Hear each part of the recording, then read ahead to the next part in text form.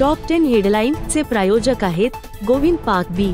फक्त 19 लाखांत फलटणमध्ये ready position luxury flat.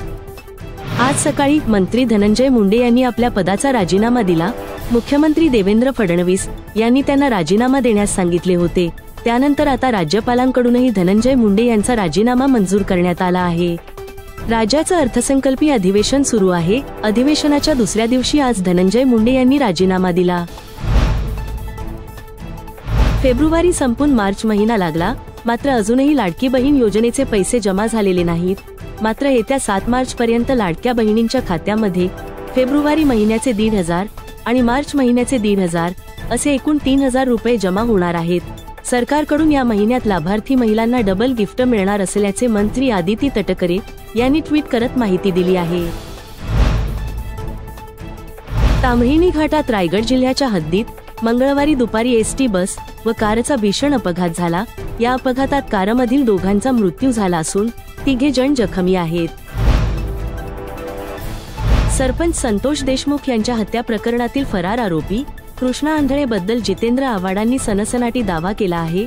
Krishna Andhale जिवंत नसून त्याचा मर्डर झाला असल्याचा गौप्यस्फोट आव्हाडांनी विधिमंडळाच्या बाहेर माध्यमांशी संवाद साधताना केला.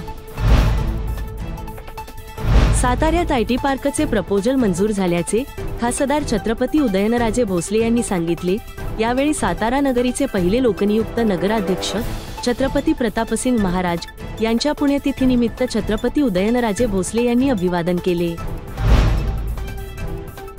सरपंचांकडून अधिकार घेऊन गावचा कारभार बेकायदेशीरपणे चालविला जात असल्याचे निदर्शनास आल्यास संबंधित ग्रामपंचायत अधिकारी व ग्रामविकास अधिकाऱ्यांवर कारवाई करण्याचे आदेश मुख्य कार्यकारी अधिकारी याशनी नागराजन यांनी गटविकास अधिकाऱ्यांना दिले आहेत.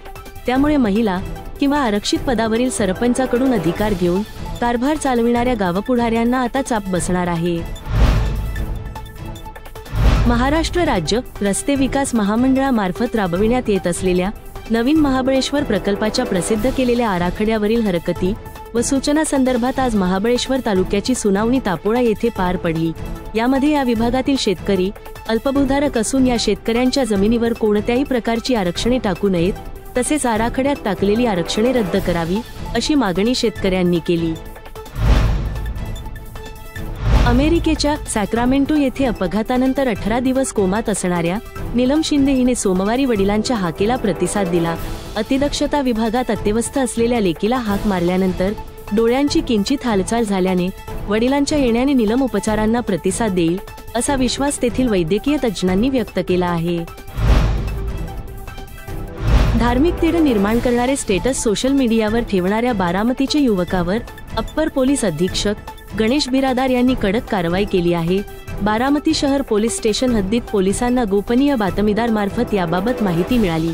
त्यानुसार एकाने आपल्या व्हॉट्सअप स्टेटसवर औरंगजेबाचा फोटो ठेवून त्यावर धार्मिक तेढ निर्माण होईल असा आक्षेपार्ह मजकूर ठेवला होता.